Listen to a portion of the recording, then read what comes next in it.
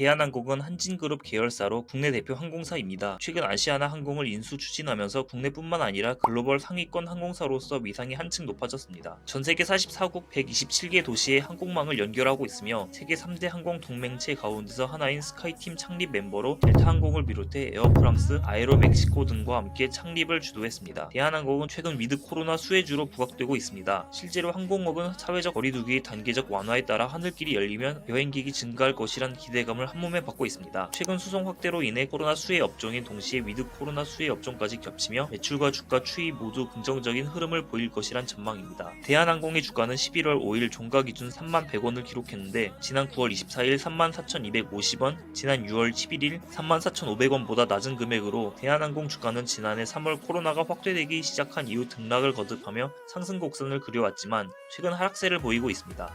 지난해부터 상승 곡선을 그려왔지만 최근 유가와 환율에 따른 비용 부담 우려가 악재로 작용한 것이 반영된 것으로 보이는데요. 그나마 다행인 점은 3분기 실적 확대와 4분기 및 2022년 실적 상승에 대한 기대감이 높아 주가 상승 모멘텀이 커지고 있다는 점입니다. 대한항공 주가가 등락을 거듭하면서도 가파른 성장세를 보인 배경에서는 실적 확대가 자리 잡고 있습니다. 코로나 이후 대한항공은 항공 물류 확대 등을 통해 국내 산업 전반의 비수기에도 실적 확대를 이끌어왔고 이런 의미에서 위드 코로나 시작은 주가 상승 모멘텀으로 작용할 가능성이 높습니다. 소비 보복 확대에 따른 해외 여행객 증가가 예상되기 때문이기도 합니다. 최근 증권가에 따르면 지난 3일 기준 웜F의 해외 항공권 판매액은 전월 대비 790%가 늘었고 이 중 올해 안에 출발하는 항공권을 결제한 고객은 90%에 달했다고 밝혔습니다. 트래블 버블 협약을 맺은 국가가 늘어났고 정부가 위드 코로나 전환을 선포하면서 해외여행으로의 눈길을 돌린 소비자들이 부쩍 늘어났다는 분석으로 해외여행 시작이 본격화되고 있는 셈입니다. 증권가는 대한항공이 3분기 어닝 서프라이즈급 실적을 거둘 것으로 예상하고 있습니다. 위드 코로나가 반영되지 않는 것으로 3분기 이후 4분기까지도 실적 상승세가 이어질 것으로 분석되는데 FN 가이드에 따르면 대한항공 3분기 매출 영업이익 컨센서스는 2조 1,582억 원, 2,382억 원으로 매출의 경우 전년 동기 대비 35.3%가 늘어났습니다.